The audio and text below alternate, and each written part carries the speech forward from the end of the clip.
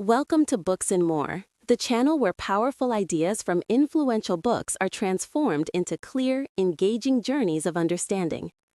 Today, we explore World Order by Henry Kissinger, a profound examination of how civilizations shape global stability, why world order is so difficult to achieve, and what challenges define our future.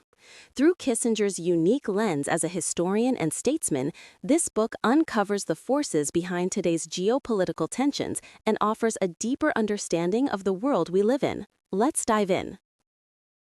Introduction: The question of world order. From the very first pages, Henry Kissinger raises a question that has haunted him throughout his life. What is world order, and can humanity ever construct a stable system capable of preserving peace amid constant turmoil?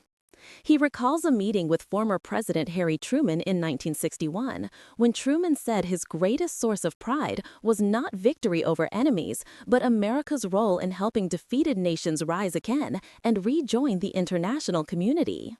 For Kissinger, this was not merely a story of generosity. It reflected a long-standing American belief that world order could be built on universal principles of freedom and human dignity. Yet, in Kissinger's view, today's world lacks any shared definition of order. Calls for nations to do their part or respect international rules ring out in a landscape where there is little agreement about what those rules actually are. Regions that did not participate in shaping the Western-led international system now question its legitimacy and seek to modify or even replace it. Although the term international community is invoked frequently, there is no clear consensus on its goals, principles, or limits.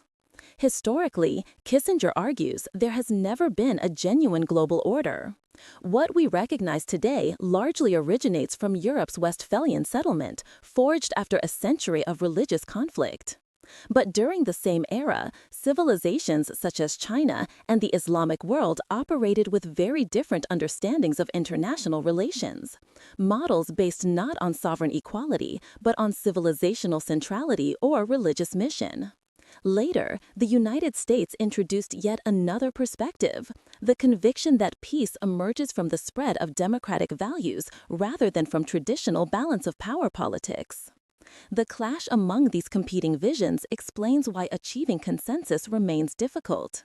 Europe, in its pursuit of borderless integration and reduced military force, risks vulnerability. In the Middle East, many states have fractured as extremist movements reject the modern nation-state. In Asia, historical memories and rising ambitions rekindle strategic rivalry. Meanwhile, the United States, still a central global power, oscillates between sustaining the Westphalian system and advancing a universal moral mission. 3 major wars within 2 generations have left America uncertain about its global role. For a durable world order, Kissinger insists 2 elements must coexist: legitimacy, rules recognized as just, and power, the capacity to uphold those rules. Without legitimacy, power becomes coercion. Without power, legitimacy becomes fragile and ineffectual. The introduction ends with a pressing question. In an age where disruptions spread globally at lightning speed, can humanity overcome its historical and cultural divides to form a shared framework for world order? Kissinger believes peace will depend on our ability to balance order and freedom, ideals and realities, an extraordinarily difficult yet unavoidable task. Chapter 1: Europe, the Pluralistic International Order. In Chapter 1, Henry Kissinger takes the listener back to the origins of the modern international system, a system born not from philosophical insight or deliberate design, but from the harsh and painful realities of European history. He argues that Europe's unique path toward a pluralistic order began with the collapse of the Roman Empire, which left the continent fractured into competing kingdoms, principalities, and religious authorities. Unlike China or the Islamic world, where centralized empires often restored unity after moments of chaos, Europe never returned to a single center of authority. This long-lasting fragmentation shaped a worldview in which no power could achieve lasting dominance, and survival required coexistence amid rivalry. From this environment emerged what Kissinger calls the first truly pluralistic international order. Central to Kissinger's narrative is the 30 Years' War, which raged from 1618 to 1648. What began as a religious conflict between Catholics and Protestants soon transformed into a complex political struggle among Europe's major dynasties. The devastation was unprecedented. Towns burned, populations vanished, and entire regions were left in ruin. Kissinger highlights the lesson Europe learned through suffering, that pursuing absolute victory in the name of faith or empire would only lead to mutual destruction. Exhausted and unable to impose a universal authority, warring states finally recognized the need for rules of coexistence. This recognition laid the foundation for the Peace of Westphalia, the turning point of the chapter. Kissinger presents Westphalia not simply as a treaty, but as a civilizational breakthrough. For the first time, states accepted the principles of sovereignty, territorial integrity, and non-interference, ideas that seem obvious today but were revolutionary at the time. These principles allowed diverse societies with competing ideologies to exist side by side without claiming ultimate authority over one another. The Westphalian system did not ask states to love one another or accept each other's values. It only asked them to restrain their ambitions enough to maintain stability. Kissinger emphasizes that its genius lay in its pragmatism. It relied on what was possible, not on what was ideal. He also underscores the role of Cardinal Richelieu, whose statecraft shaped the birth of modern diplomacy. Richelieu broke with the medieval belief that religion should guide foreign policy.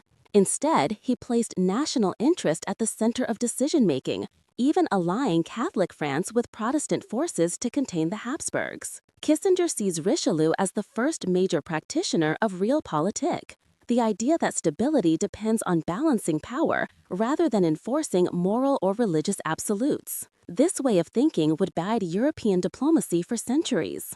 Yet Kissinger does not romanticize the Westphalian system. He points out that it was always fragile, always threatened by any single power that sought to dominate the continent. Napoleon's rise, revolutionary ideologies, and later the surge of nationalism all challenged the system's delicate equilibrium. When any actor, whether a monarch, a nation, or an ideology, claimed a monopoly on legitimacy, the balance collapsed. Still, Kissinger notes that despite its failures, the Westphalian order created the first durable framework for managing international relations among sovereign states. Toward the end of the chapter, Kissinger turns to modern Europe and questions whether it still understands the foundations of its own stability. After centuries of conflict, Europe has embraced integration, collective institutions, and a belief that power politics can be transcended through law and cooperation. While admiring this achievement, Kissinger warns that the world outside Europe still operates according to the logic of power. If Europe turns away from the role of force altogether, it risks becoming vulnerable in a world where others have not abandoned traditional geopolitics. In essence, Chapter 1 lays the intellectual foundation for the entire book. Through his exploration of Europe's turbulent past, Kissinger argues that world order is never inherited peacefully. It is forged through conflict, restraint, and the acceptance of diversity. The pluralistic order born in Europe remains the closest model humanity has for managing a world of sovereign states, but its survival depends on nations remembering the lessons of history and resisting the temptation to pursue absolute visions of truth or power. Chapter 2: The European Balance of Power System and Its End. In Chapter 2, Henry Kissinger traces the rise, refinement, and eventual collapse of Europe's balance of power system, the framework that sustained the continent through the 18th and 19th centuries. He approaches the story as both historian and strategist, showing how Europe once mastered the art of equilibrium only to watch it unravel under the pressures of nationalism, ideology, and modern warfare. Kissinger begins with what he calls the Russian enigma.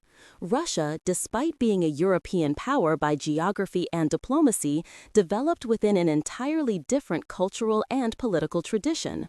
Its vast territory, centralized rule, and orthodox identity gave it a worldview unlike that of the Westphalian states.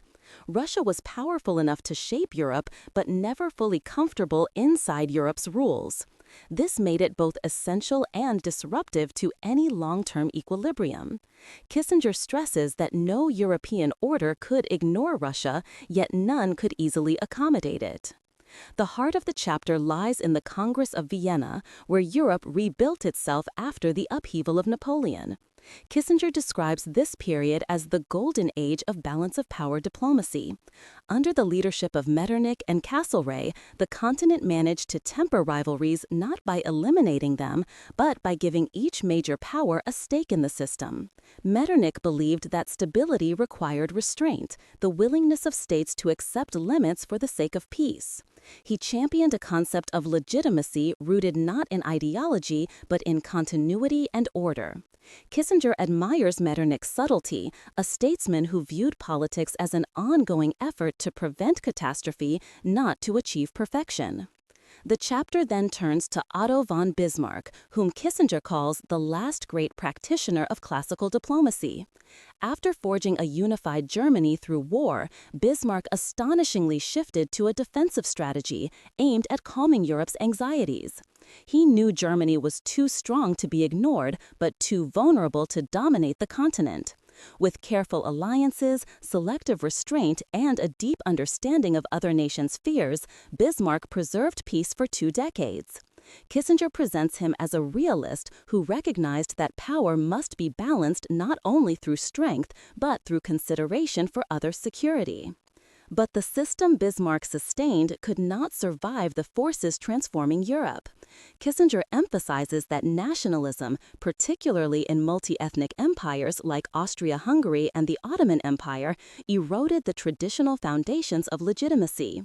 Industrialization intensified competition, enabling rapid shifts in military power. Worse still, new ideologies emerged that rejected compromise, portraying politics as a struggle of absolutes rather than interests. Once Bismarck left the scene, Germany grew confident in its industrial might and pursued policies increasingly detached from the caution that had kept Europe stable. The balance began to wobble. Kissinger argues that by the early 20th century, the Vienna system no longer matched the emotional and political realities of European societies. Leaders lost sight of the principle that had once guided diplomacy, avoiding objectives so sweeping that compromise became impossible. The assassination of Archduke Franz Ferdinand in 1914 triggered the collapse of a system already strained beyond repair. World War I, in Kissinger's view, was not merely a geopolitical clash, it was the breakdown of the very concept of legitimacy that had kept Europe's rivalries in check. The post-war order failed even more dramatically. Kissinger contends that the Treaty of Versailles lacked both justice and pragmatism. It punished Germany without permanently limiting its power and created new states whose borders lacked historical or political coherence. Worse, the League of Nations rested on moral aspirations but lacked the means to enforce them. Europe now had neither a balance of power nor a shared sense of legitimacy. The result was a vacuum, one that totalitarian ideologies quickly filled. In concluding the chapter, Kissinger reflects on the tragedy of the European system. It had once achieved a degree of stability unmatched in history, yet the very forces that made Europe dynamic, nationalism, industrial growth, and mass politics, ultimately destroyed it. For Kissinger, the lesson is clear. Any international order must align ideals with power and ambition with restraint. Chapter 3. Islamism and the Middle East, a world in disorder. In Chapter 3, Henry Kissinger guides the listener into a region where the very foundations of the Westphalian system have never fully taken root, the Islamic world and the modern Middle East. He approaches the subject not through headlines or contemporary crises, but through the deeper currents of history, belief, and identity that shape political life in this region. Kissinger argues that the turmoil in the Middle East cannot be understood without appreciating how profoundly its conception of order differs from the Western model. He begins by tracing the origins of the Islamic worldview. Unlike Europe, which built its political order through centuries of fragmentation, Islam emerged as both a faith and a political community under the Prophet Muhammad. Religion and governance were intertwined from the beginning. The ideal Islamic order was not a collection of sovereign states, but a unified ummah governed by divine law. This meant that, historically, legitimacy came from fidelity to revelation, not from territorial sovereignty or diplomatic compromise. Even when the Islamic world fractured into rival dynasties, the memory of unity, the aspiration toward a single religious political community, endured. The Ottoman Empire carried this legacy into the early modern period. As the last great caliphate, it stood at the intersection of a religious identity and an emerging international system shaped by Europe. Kissinger argues that the Ottomans were caught between two incompatible frameworks. To Europeans, they were expected to behave like a modern state, bound by treaties and balance of power logic. Yet internally, the empire rested on religious pluralism under Islamic authority. As Europe grew stronger and more intrusive, the Ottomans could neither fully adapt to Western principles nor wholly return to their traditional model. Kissinger sees this as the beginning of the structural crisis that still defines the region. The collapse of the Ottoman Empire after World War I, he argues, created an enormous void. European powers attempted to redraw the region with borders that often ignored tribal, ethnic, and religious realities. The new states that emerged lacked the historical legitimacy needed to command loyalty.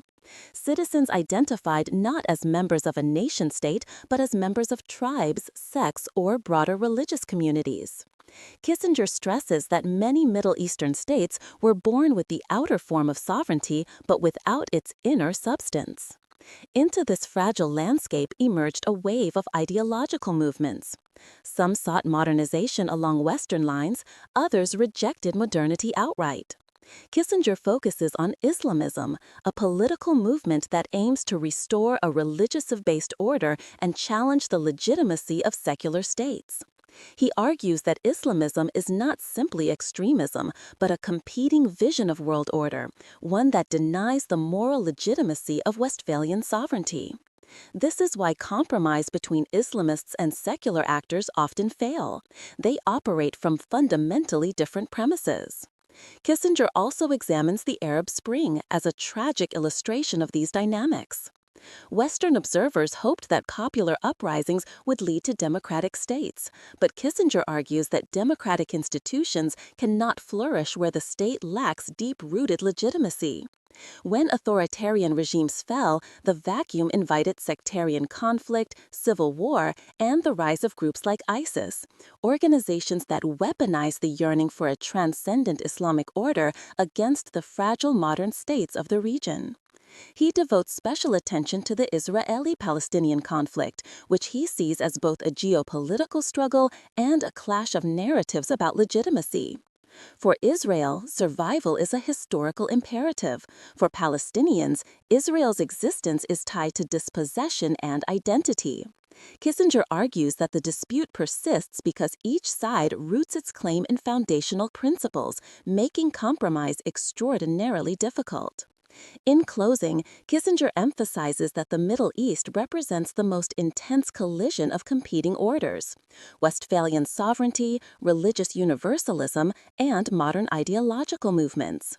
None has prevailed and none seems able to fully accommodate the others. The region's disorder, in his view, stems not from the absence of order, but from the presence of multiple, incompatible visions of it. Understanding this is essential for any future attempt to engage with or stabilize the Middle East. Chapter 4: The United States and Iran: Approaches to Order. In Chapter 4, Henry Kissinger turns to one of the most enduring and complex confrontations of the modern era: the struggle between the United States and Iran. He sees this relationship not merely as a clash of interests, but as a collision between two fundamentally different conceptions of world order. Through his narrative, Kissinger invites the listener to understand Iran not as an ordinary nation-state, but as a civilization with a long memory, a deep sense of mission, and a political identity shaped equally by empire and religion. Kissinger begins with Iran's historical outlook. Long before the rise of Islam, Persia saw itself as a great imperial civilization with a distinct cultural personality. Even after Islamic conquest, Iran maintained a unique religious identity through Shia Islam and a strong centralized state tradition. Unlike the Arab world, Iran never accepted subordination to any external power or religious authority. As Kissinger explains, this makes Iran simultaneously part of the Islamic world and set apart from it. It possesses a confidence rooted in its imperial past and a suspicion born from centuries of geopolitical encirclement. When Iran entered the modern age, it did so with an ambition to reclaim greatness. The Pahlavi dynasty sought rapid modernization, attempting to align Iran with the international system shaped by the West. But modernization from above created fractures within society, generating resentment among traditional elites, clerics, and parts of the population who felt alienated by the pace of change. Kissinger argues that this tension set the stage for the 1979 revolution, an upheaval that reversed Iran's attempt to integrate into the Western order and replaced it with a radically different vision. The Islamic Republic, led by Ayatollah Khomeini, introduced a model that Kissinger describes as revolutionary universalism. Rather than seeing itself as one state among many, post-revolutionary Iran viewed itself as the vanguard of a transformation meant to reshape the entire Muslim world. Legitimacy no longer came from borders or sovereignty, but from adherence to a divine revolutionary mission. For Iran, political authority was inseparable from theology, and foreign policy was an extension of religious duty. This created an inherent conflict with the Westphalian conception of order, which rests on mutual recognition and non-interference, principles Iran challenged from the outset. From the American perspective, Kissinger explains, Iran became a unique challenge. The United States had grown accustomed to dealing with adversaries who, even when hostile, understood the logic of nation-state diplomacy. Iran, however, approached politics through a framework that blended ideology, religion, and national pride. Its leaders were not simply defending interests, but fulfilling what they believed to be a sacred obligation. For Washington, this made engagement difficult and containment uncertain.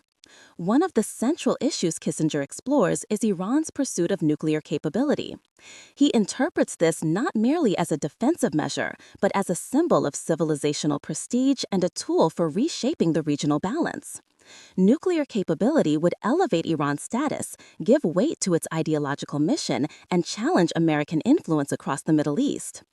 Kissinger warns that traditional arms control frameworks struggle to address a country whose motivations extend far beyond strategic calculation. Deterrence works best when both sides share similar assumptions, a condition not fully present in the U.S.-Iran relationship. Kissinger also notes that Iran's strategy extends beyond military power. Through alliances, proxies, and ideological influence, Iran seeks to project authority across the region, in Lebanon, Iraq, Syria, and Yemen. He sees this as part of a larger project, the reconstruction of a sphere of influence grounded in revolutionary Shia identity. To Iran, such actions are expressions of legitimacy. To the United States, they appear as destabilizing challenges to regional order. As the chapter draws to a close, Kissinger reflects on the prospects for coexistence. He believes that while neither the U.S. nor Iran desire direct conflict, their differing worldviews make trust elusive. The United States seeks stability through established norms and predictable behavior. Iran seeks transformation through ideological conviction. Peace, if achievable, would require each side to acknowledge the other's core interests, a task easier to state than to realize. Ultimately, Kissinger portrays the U.S.-Iran relationship as a microcosm of the broader clash between different visions of world order. It raises fundamental questions. Can a revolutionary state coexist with a system based on sovereign equality? Can ideological missions be reconciled with pragmatic diplomacy? Chapter 4 offers no simple answers, but it makes clear that understanding Iran's historical identity and revolutionary purpose is essential to any meaningful engagement with the region. Chapter 5: The Multiplicity of Asia. In Chapter 5, Henry Kissinger turns from the Middle East to the vast and intricate landscape of Asia, a region he views not as a unified geopolitical system, but as a mosaic of civilizations, each shaped by its own history, philosophy, and sense of destiny. Unlike Europe, Asia never developed a common diplomatic tradition or a shared concept of equilibrium. Its great powers emerged independently, often unaware of one another's strategic logic. For Kissinger, this absence of a unifying framework is the key to understanding Asia's persistent complexity and the challenges it poses to world order. He begins by contrasting Asia with Europe. Europe's balance of power system evolved out of centuries of rivalry among states of roughly comparable strength. But in Asia, power was historically concentrated in a few dominant civilizations, notably China and India, while other societies developed at different paces and under different influences. This asymmetry prevented the emergence of a shared diplomatic language. China conceived of order through the hierarchical structure of the tributary system. India built its identity on philosophical pluralism. Japan embraced isolation. Southeast Asia developed fluid kingdoms shaped by trade rather than continental rivalry. The result was not a single order, but multiple overlapping ones. Kissinger then focuses on Japan, which he sees as a uniquely successful adapter to Western modernity. Following centuries of isolation under the Tokugawa shogunate, Japan's Meiji Restoration created a rapid transformation unmatched elsewhere in Asia. The Japanese adopted Western military, industrial, and political models while preserving a strong national identity. According to Kissinger, this synthesis made Japan both admired and feared. Its rise challenged Western powers, particularly when Japan defeated Russia in 1905, the first time an Asian nation had vanquished a European empire in modern warfare.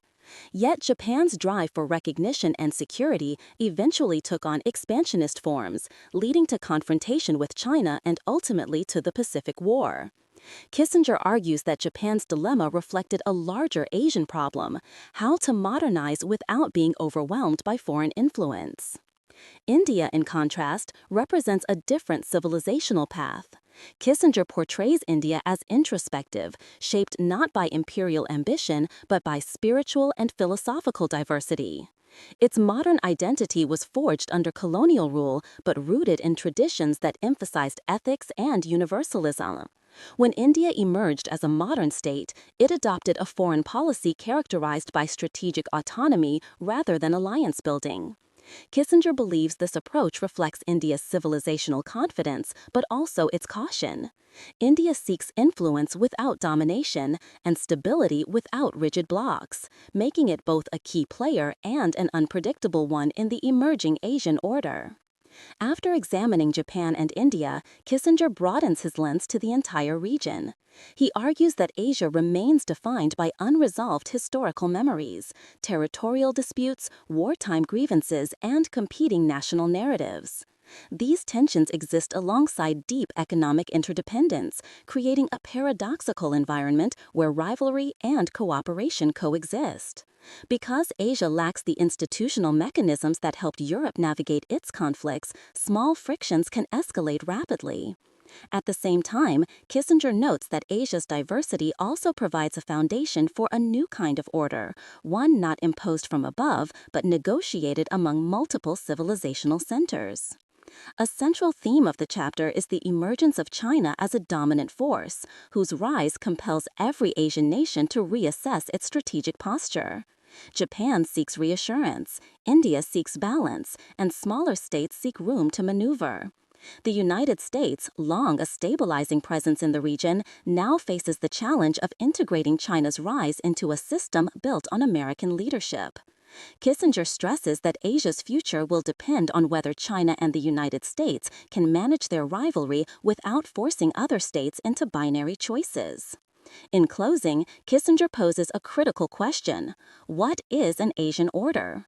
Unlike Europe, Asia has no historical model to draw upon. Any future stability will require a delicate blend of traditional sovereignty, regional cooperation, and mutual respect among competing civilizations. For Kissinger, Asia's diversity is both a risk and an opportunity, a source of potential conflict, but also the basis for a richer, more inclusive conception of world order.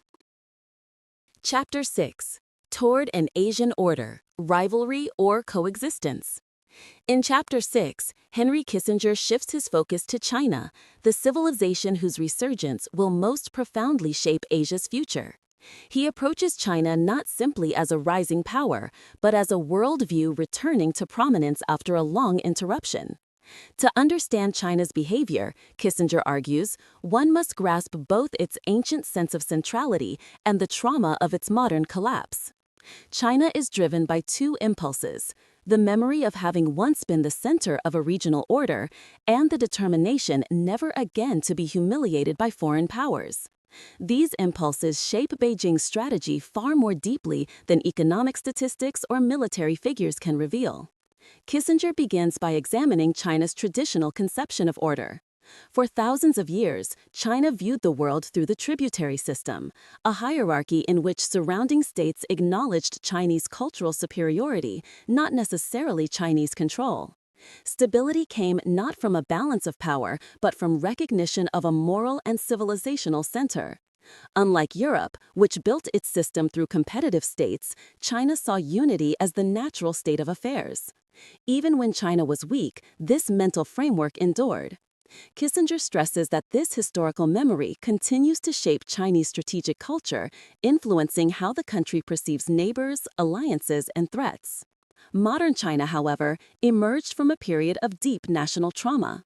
The Opium Wars, internal rebellions, and foreign encroachments shattered the old worldview and convinced Chinese leaders that survival required modernization.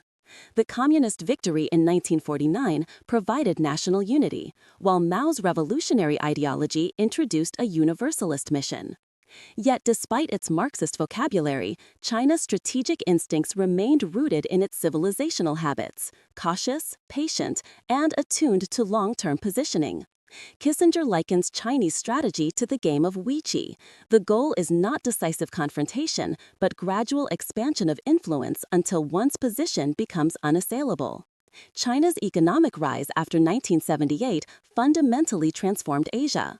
Kissinger argues that the country's unprecedented growth restored a sense of historic destiny and gave Beijing the means to pursue regional influence without immediate conflict.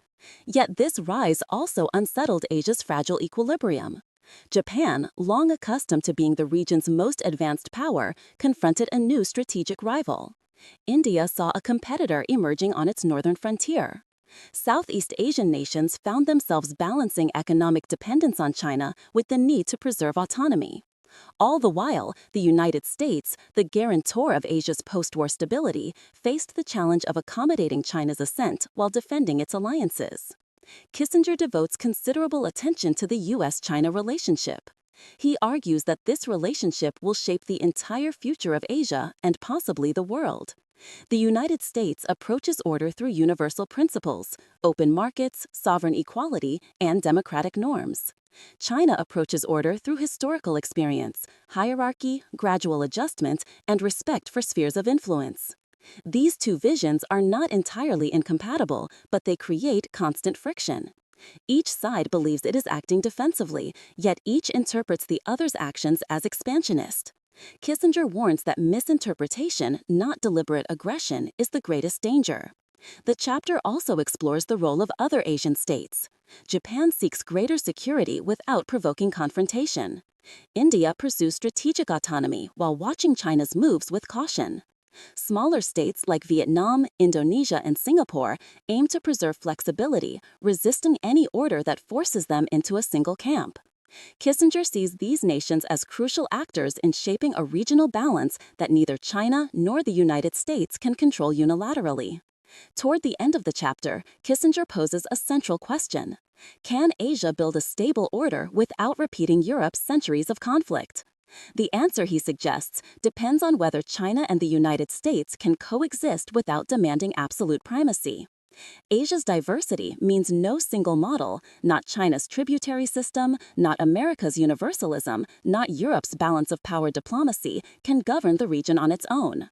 A viable order must incorporate elements of each, blending power with mutual respect and historical awareness. Kissinger concludes that Asia is at a crossroads. It can drift into rivalry driven by suspicion and historical memory, or it can craft a new framework of coexistence shaped by restraint and dialogue. The future of world order, he argues, may well hinge on which path Asia chooses. Chapter 7. Acting for All Humanity, the American Concept of Order. In Chapter 7, Henry Kissinger turns inward to examine the United States, a nation whose approach to world order is unlike any other. Unlike Europe, which built its diplomacy through centuries of conflict, or China, which grounded its worldview in ancient hierarchy, the United States emerged with a sense of innocence, optimism, and moral purpose. Kissinger argues that American foreign policy has always been shaped by a profound belief that the nation carries a mission not just for itself, but for all humanity. This conviction, admirable as it is, creates both the strength and the vulnerability of the American approach to world affairs. Kissinger begins by identifying the duality at the heart of American statecraft. On one side stands the realist tradition, a willingness to use power to defend national interests and maintain stability. On the other stands the idealist tradition, the belief that peace will ultimately come from expanding democracy and universal rights. While most nations separate these realms, America sees them as intertwined. Kissinger warns that this unique blend of moral aspiration and material power often leads the United States to overestimate its ability to shape global outcomes. To illustrate this duality, Kissinger highlights 3 presidents who defined America's conception of order. The first is Theodore Roosevelt, whom he presents as the quintessential realist. Roosevelt believed that stability depended on strength, and that America should act as a responsible great power within a world of competing interests. He managed crises not through moral rhetoric, through careful calibration of power. Kissinger admires Roosevelt's recognition that order requires restraint. He understood that the goal of diplomacy is not perfection, but the prevention of disaster. In sharp contrast stands Woodrow Wilson, the architect of America's universalist vision. Wilson argued that peace could be secured only through the spread of democracy, transparent diplomacy, and collective security. For him, world order must be grounded in moral principles, not in the balance of power. Kissinger observes that Wilson's ideas reshaped global discourse, even though they failed politically in his own time. The League of Nations lacked enforcement mechanisms, but the Wilsonian impulse, the belief that American ideals should guide world affairs, became a permanent feature of U.S. foreign policy. The third figure is Franklin D. Roosevelt, whom Kissinger sees as the bridge between realism and idealism. Facing global catastrophe, FDR used American power to defeat totalitarianism while simultaneously envisioning a cooperative post-war order. The creation of the United Nations reflected his attempt to harmonize power and legitimacy, to ensure the United States would lead not by domination, but by fostering institutions acceptable to other nations. Kissinger regards this synthesis as one of the most ambitious efforts in American diplomatic history. Yet Kissinger argues that America's strengths contain inherent contradictions. The belief in universal principles often leads the United States to underestimate the importance of historical and cultural differences. While America sees itself as promoting freedom, other nations sometimes view its actions as intrusive or destabilizing. Moreover, the American public tends to swing between idealistic crusades and disillusioned withdrawal, especially when outcomes are messy or prolonged. This oscillation, Kissinger suggests, prevents the United States from sustaining steady long-term strategy. Toward the end of the chapter, Kissinger examines how America's self-image as a moral nation affects its global role. Americans often view foreign challenges through the lens of right and wrong, not through the logic of equilibrium. As a result, they are uncomfortable with ambiguous situations or compromises that fall short of moral clarity. Kissinger warns that international order cannot survive on moral conviction alone. It requires the ability to deal with imperfect realities. In his concluding reflections, Kissinger argues that the United States remains indispensable to world order. Its power, ideals, and global reach give it a unique capacity to stabilize international life. But he insists that America must reconcile its dual traditions, the realist recognition of limits and the idealist drive for universal principles. If the United States clings only to power, it risks being seen as imperial. If it clings only to ideals, it risks strategic naivete. America's success and the stability of the world depends on its ability to balance these impulses wisely. Chapter 8. America in the Age of Its Dominance. In Chapter 8, Henry Kissinger explores the United States at the height of its global tower, the post-World War II era through the end of the Cold War and into the early 21st century. He portrays this period as a time of unmatched American influence, yet also a time when the nation struggled to understand the limits of its own strength.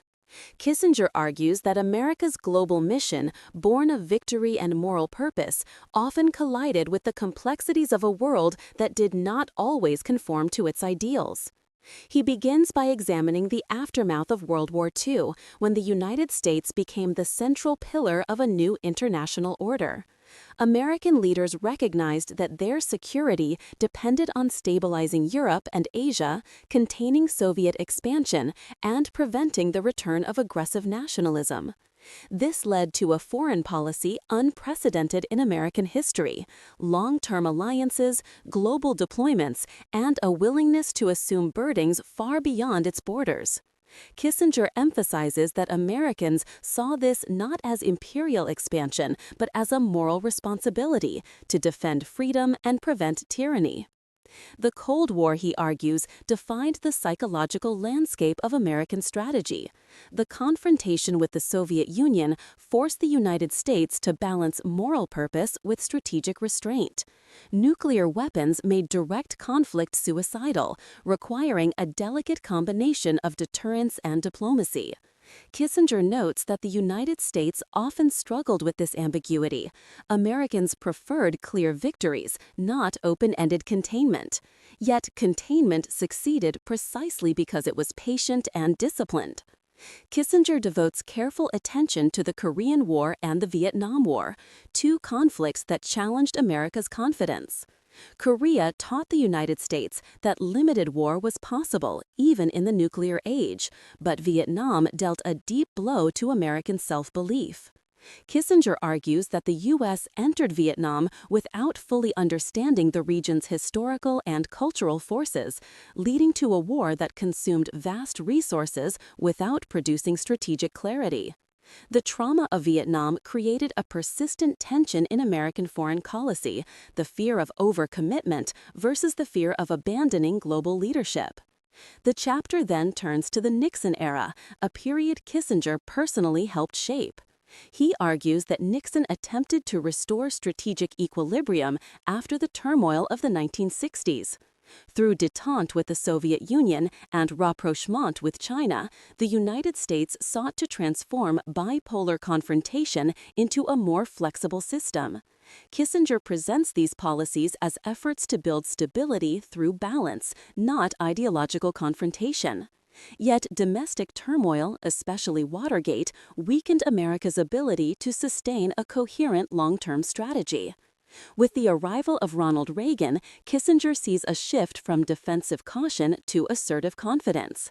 Reagan revitalized America's military and ideological posture, challenging the Soviet Union both strategically and morally. According to Kissinger, Reagan's approach, often dismissed as simplistic, played a decisive role in accelerating Soviet decline. When the Cold War ended, the United States stood alone as the world's preeminent power, seemingly capable of shaping global affairs according to its ideals. But Kissinger warns that this moment of dominance carried hidden dangers. Without a rival superpower, the United States increasingly believed that its values and institutions could be universalized without regard to regional conditions or historical constraints. This contributed to post-Cold War interventions that overestimated the power of American ideals and underestimated the complexities of local realities. Kissinger highlights the wars in Afghanistan and Iraq as examples where military success did not translate into sustainable political order. As the chapter concludes, Kissinger reflects on the paradox of America's power. The United States became the leading architect of world order, yet often struggled to define the boundaries of its mission. Its moral convictions made it a force for global good, but also left it vulnerable to overreach. Kissinger argues that America must recognize that even a dominant power cannot reshape every society or resolve every conflict. The challenge is to align American ideals with a realistic appraisal of what global stability requires. Ultimately, Kissinger portrays the United States as a nation whose greatest strength, its belief in universal principles, can also be its greatest strategic challenge. To lead effectively, America must combine moral purpose with historical insight and power with humility. Only then can it sustain the order it helped create. Chapter 9: Technology, Equilibrium, and Human Consciousness. In Chapter 9, Henry Kissinger steps beyond the traditional domains of diplomacy and geopolitics to confront a new and unprecedented force shaping world order: modern technology. He argues that humanity now stands at a turning point similar in magnitude to the birth of the nation-state or the Industrial Revolution, but far more rapid and destabilizing. Nuclear weapons, cyber warfare, artificial intelligence, and the manipulation of information challenge not only the balance of power, but the very foundations of human judgment and political legitimacy. Kissinger's tone is that of both historian and philosopher, warning that technological change is outpacing the ability of societies to understand or govern it. He begins with the nuclear age, which introduced a paradox into international affairs: weapons so destructive that they could never be fully used, yet so powerful that they permanently altered strategic calculation. For the first time in history, war between great powers became not just costly, but potentially suicidal. Kissinger argues that nuclear deterrence, a doctrine built on fear, probability, and rationality, created a fragile equilibrium. Peace depended less on goodwill than on leaders' ability to calculate risk with extraordinary precision. He stresses that nuclear stability is not inherent. It is the product of discipline, restraint, and an acute awareness that a single misstep could annihilate civilization. From there, Kissinger moves into the rapidly expanding domain of cyber warfare. Unlike nuclear weapons, cyber capabilities are diffuse, inexpensive, and often anonymous. They blur the boundary between war and peace, state and non-state actors, military and civilian targets. A cyber attack can cripple economies, disrupt critical infrastructure, or manipulate political systems, all without a clear declaration of hostilities.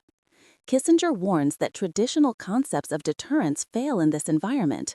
One cannot deter a threat without being able to identify its source. This ambiguity, he argues, is eroding the idea of state responsibility and weakening the foundations of international order. The chapter then turns to artificial intelligence, which Kissinger sees as perhaps the most transformative force of all.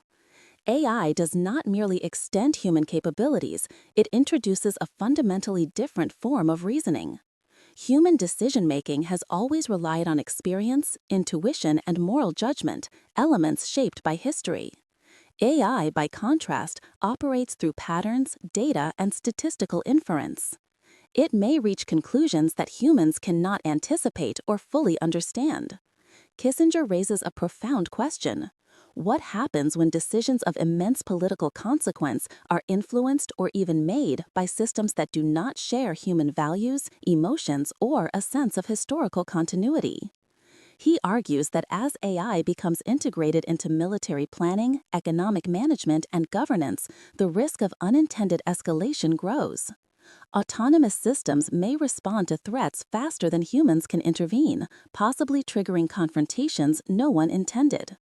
At the same time, AI can be used to shape public perceptions, manipulate information, and erode trust, striking at the legitimacy of democratic systems. For Kissinger, the danger is not only what AI can do, but how it alters the environment in which human beings think and make decisions. Kissinger concludes the chapter with a reflection on human consciousness. Throughout history, major transformations in technology, from the printing press to industrialization, have reshaped how societies understand truth, authority, and the world itself. But he believes the current revolution is deeper.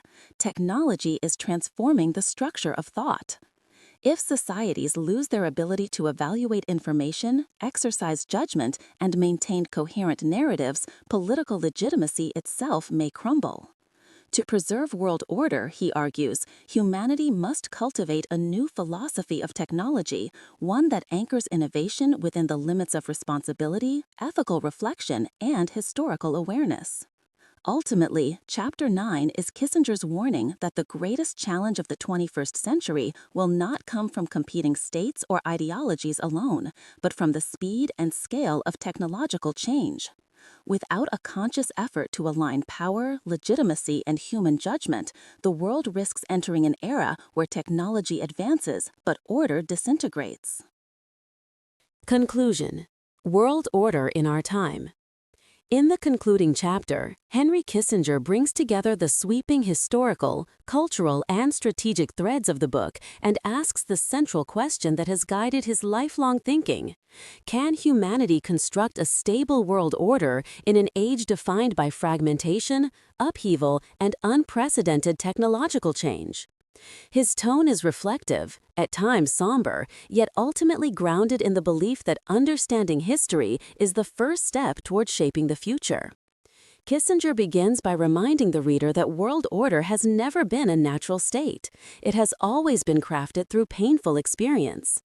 Every major system, whether the European balance of power, the Islamic conception of religious community, the Chinese hierarchical worldview, or the American ideal of universal liberty, emerged from specific historical circumstances. None has ever commanded universal acceptance. This diversity of foundational assumptions is, for Kissinger, the greatest obstacle to a truly global order. The modern world is more interconnected than ever, yet the various regions still adhere to incompatible ideas of legitimacy and governance. Europe, once the birthplace of the Westphalian system, now aspires to transcend power politics through law and integration. The United States marries its material strength with a belief in universal moral principles. China sees its rise as the restoration of a civilizational role interrupted by foreign intrusion. The Islamic world continues to struggle between traditional religious identity and the modern state. These divergent visions increasingly collide in an era when crises are global in reach and rapid in impact. No single power is strong enough to impose order, yet no comprehensive international structure exists to harmonize their aspirations. Compounding these historical tensions is the accelerating force of technology. Kissinger warns that nuclear weapons, cyber warfare, artificial intelligence, and the manipulation of information are transforming the conditions under which political order can exist. Traditional concepts of deterrence, sovereignty, and legitimacy were not designed for a world where a small group or even an algorithm can disrupt entire societies. Technology, he argues, is reshaping not only power structures, but also the way human beings think, judge, and perceive reality. Without philosophical grounding, technological change could outstrip humanity's capacity to manage it. Yet Kissinger is not fatalistic. Throughout the conclusion, he emphasizes that world order has always required two essential ingredients: power and legitimacy. Power establishes the boundaries of what is possible. Legitimacy creates the sense of justice necessary for stability. Systems fail when either element is ignored, when power is unchecked, or when legitimacy becomes detached from reality. The task for the 21st century is to rediscover this balance at a global scale, despite the unprecedented diversity of cultural and political perspectives. Kissinger argues that a viable world order will require an attitude of strategic humility. Major powers must recognize that their own values, however deeply held, cannot simply replace those of other civilizations. Stability will depend on an acceptance of pluralism, not the relativism of abandoning principles, but the realism of acknowledging that different societies may organize themselves according to different historical experiences. Dialogue among civilizations, grounded in mutual respect rather than coercion, is essential. He also stresses the need for leaders capable of long-term thinking. World order cannot be built through crisis management alone. It requires a vision that combines moral purpose with an understanding of limits and an ability to act with both prudence and imagination. Kissinger laments that contemporary politics, often driven by speed, emotion, and technological amplification, works against this kind of leadership. Nevertheless, he insists that the responsibility remains. Statesmen must guide the world through a period where the old structures are fading and new ones have yet to be born. In his final reflections, Kissinger suggests that humanity stands at a watershed moment. If nations cling rigidly to their own definitions of order, the world may drift toward confrontation, fragmentation, or technological destabilization. But if they rise to the occasion by balancing power with legitimacy, national interest with global responsibility, and technological progress with ethical reflection, a more inclusive and stable order may yet emerge.